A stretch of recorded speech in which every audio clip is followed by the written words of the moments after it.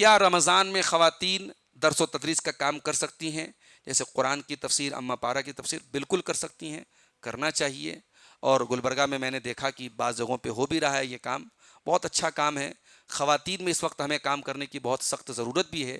بہت سارے فتنے سماج میں عورتوں ہی کی طرف سے پیدا ہوتے ہیں، تو عورتوں کی جب تک اصلاح نہیں ہوگی، ان پر ہم فوکس نہیں کریں گے، سماج کی اصلاح نہیں ہو سکتی.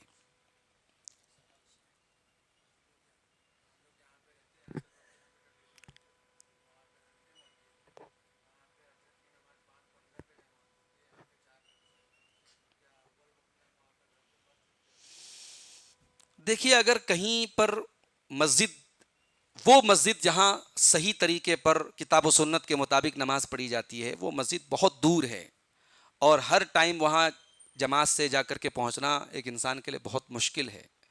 اور اس کے قریب میں کوئی ایسی مسجد ہے، جیسا کہ بھائی نے بتایا کہ عصر کی نماز خاص طور سے ہم جانتے ہیں کہ احناف کے ہاں بہت تاخیر سے ہوتی ہے، تو کیا ایسی صورت میں اول وقت میں ہم گھر پہ پڑھ سکتے ہیں؟ اگر گھر پہ آپ دو چار لوگ ہیں اور جماعت بنا کے پڑھ لیتے ہیں تو انشاءاللہ بہتر ہے، اس لیے کہ نماز کو بہرحال اول وقت میں پڑھنا چاہیے. باقی نمازوں میں اگر آپ مجبوری ہے اور ایسی مسجد جہاں صحیح طریقے پر نماز ہو رہی ہے وہ مسجد دور ہے، تو آپ دوسری مسجد میں بھی نماز پڑھ سکتے ہیں. وہاں شرط یہ ہے کہ امام جو ہے وہ کوئی شرکیہ عمل کا ارتکاب نہ کرتا. اگر کہیں کسی مسجد کے بارے میں ہم کو یہ معلوم ہے کہ یہاں کا امام شرکیہ عمل کا ارتکاب کر رہا ہے، تو پھر اس امام کے پیچھے ہم نماز نہیں پڑھیں گے. واللہ اعلم بالصواب.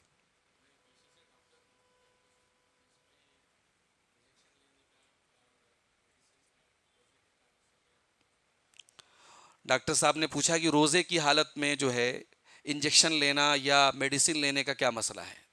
تو دیکھیے، روزے کی حالت میں عام انجیکشن تو لگوا سکتے ہیں، کوئی حرج کی بات نہیں ہے، لیکن طاقت کا انجیکشن، چونکہ طاقت کا جو انجیکشن ہوتا ہے وہ بدن کو ایک طریقے کی غذا دیتا ہے، اور روزے کی حالت میں اپنے بدن کو غذا ہم نہیں پہنچا سکتے. اسی لیے روزے کی حالت میں آپ طاقت کا انجیکشن نہیں لگوا سکتے، آپ خون چڑھوا نہیں سکتے. ہاں، خون اگر کسی کو دینا ہے تو دے سکتے ہیں، اس میں بھی اگر اس بات کا ڈر ہے کہ روزہ ہمارا جو ہے وہ ٹوٹ جائے گا، کمزوری آ جائے گی، تو مت دیجیے، آپ افطار کے بعد دیجیے. ہاں، ہلکا پھلکا اگر بلڈ ٹیسٹ کرانے کے لیے خون نکالا جاتا ہے، اس میں کوئی حرج کی بات نہیں روزے کی حالت میں. اسی طریقے سے آئی ڈراپ آپ جو ہے وہ روزے کی حالت میں ڈال سکتے ہیں، ایئر ڈراپ آپ ڈال سکتے ہیں، نوز ڈراپ آپ نہیں ڈال سکتے، حلق میں کوئی دوا نہیں ڈال سکتے، کیونکہ ناک اور منہ کے ذریعے جو دوا ڈالی جاتی ہے وہ ظاہر ہے کہ حلق کے راستے جاتی ہے، لیکن کان جو ہے وہ حلق کا راستہ نہیں ہے، آنکھیں حلق کا راستہ نہیں ہے، اس لیے آئی ڈراپس اور یہ ڈراپس ڈالے جا سکتے ہیں. جی، واللہ عالم بالصواب.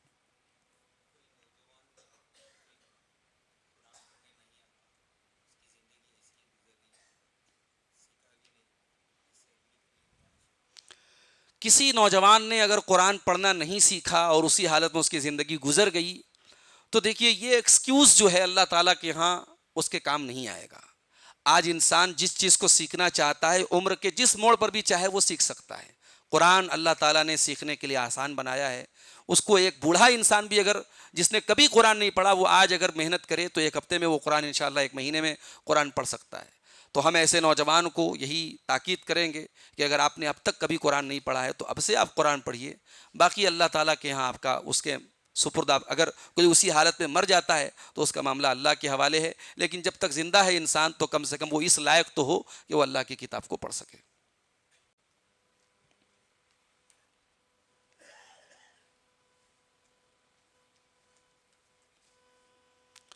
عورتیں گھروں میں تراویح پڑھتی ہیں کیونکہ ان کی مجبوری ہے اور مسجدوں میں جگہ بھی نہیں مل رہی ہے، تو گھروں میں 100 سے زیادہ خواتین ہیں. ایسی مجبوری کی حالت میں پڑھ سکتی ہیں عورتیں، کوئی حرج کی بات نہیں ہے. لیکن ایک بات کا یہ خیال رکھا جائے کہ اگر گھر میں عورتیں تراویح پڑھ رہی ہیں اور کوئی عورت ان کی امامت کرا رہی ہے تو کرا سکتی ہے عورت، کوئی حرج کی بات نہیں ہے. اس میں ایک کنڈیشن یہ بات یاد رکھیے کہ جو عورتوں کی امام ہوگی وہ مردوں کی طرح آگے نہیں کھڑی ہوگی، وہ بیچ میں کھڑی ہوگی لیکن صف کے لیول میں ہی کھڑی ہوگی. ایک بات. دوسری بات یہ کہ اگر عورت نماز پڑھا رہی ہے تو پھر اس نماز میں پیچھے کوئی مرد نماز نہیں پڑھے گا، اور اگر کچھ مرد حضرات بھی تراویح پڑھنا چاہتے ہیں تو پھر کسی مرد کو امام بنائیے، پیچھے ایک صف مردوں کی یا دو صف جتنے بھی مرد حضرات ہیں ان کی صف لگ جائے، اور اس کے بعد پردے کے مکمل اہتمام کے ساتھ پیچھے خواتین کی صف لگ سکتی ہے. تو اس طریقے سے جہاں مسجدوں میں جگہ نہیں ہے یا مجبوری ہے، وہاں گھروں میں بھی تراویح کی نماز پڑھی جا سکتی ہے. واللہ عالم بالصواب.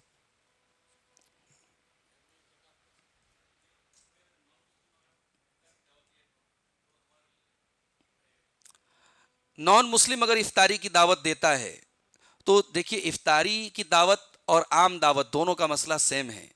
اگر کوئی غیر مسلم دعوت دیتا ہے تو ہم اس کی دعوت قبول کر سکتے ہیں, ہم کھا سکتے ہیں, افطاری بھی کھا سکتے ہیں. لیکن اس میں ایک شرط یہ ہے کہ اگر اس غیر مسلم کے بارے میں ہم کو معلوم ہے کہ وہ سارا جو کاروبار کر رہا ہے یا اس کے کاروبار کا زیادہ تر جو حصہ ہے وہ حرام کاروبار کا ہے, تو پھر ہم اس غیر مسلم کی دعوت قبول نہیں کریں گے, اس کا کھانا نہیں کھائیں گے, افطار نہیں کریں گے. لیکن غیر مسلم ظاہر ہے کہ مسلمان نہیں ہے تو اس کے یہاں حلال و حرام کی پابندی تو نہیں ہے, کچھ نہ کچھ تو شکلیں اس کے یہاں حرام کی بھی ہوں گی, لیکن میجر اس کا جو بزنس ہے, جو بڑا حصہ اس کے کاروبار کا ہے وہ حلال چیزوں کا ہے, تو اس کے یہاں ہم دعوت بھی قبول کر سکتے ہیں, عام دعوت بھی اور افطار بھی کر سکتے ہیں. ایسی کوئی دلیل میرے علم میں نہیں ہے کہ عام دعوت تو اللہ کے نبی نے بھی یہودیوں کیا کھائی ہے, لیکن افطار ہم نہیں کر سکتے, ایسی کوئی دلیل میرے علم میں نہیں ہے. تو جب عام دعوتیں ہم کھا سکتے ہیں تو افطار بھی کر سکتے ہیں, لیکن کوشش یہ کرنی چاہیے کہ مسلمان کیا افطار کیا جائے تاکہ اس کو ثواب ملے. غیر مسلم کو تو افطار کا ثواب ملے گا نہیں. مسلمان کیا جب ہم افطار کریں گے تو ہمیں اپنے روزے کا پورا ثواب ملے گا اور اس مسلمان کو افطار کرانے کا ثواب ملے گا. بلکہ سب کو کوشش بھی کرنی چاہیے کہ روزانہ جب ہم افطار کے لیے بیٹھے تو کسی نہ کسی ایک آدمی کو ہم ساتھ میں افطار کرائیں تاکہ ہم کو ڈیلی ایک روزے کے ساتھ ڈبل روزے کا ہم کو ثواب ملے. جی.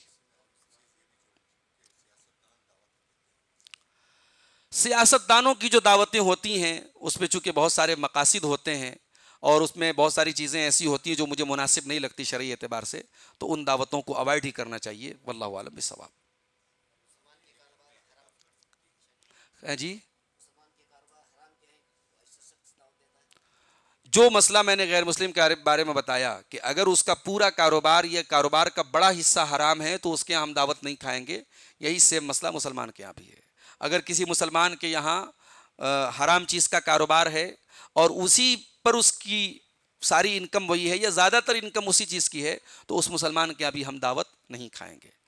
اب کچھ لوگ کیا کہتے ہیں کہ صاحب اگر مان لیجئے کسی مسلمان کے یہاں تھوڑا بہت بھی اگر حرام کا کاروبار ہے تو ہم اس کے یہاں دعوت نہیں کھائیں گے.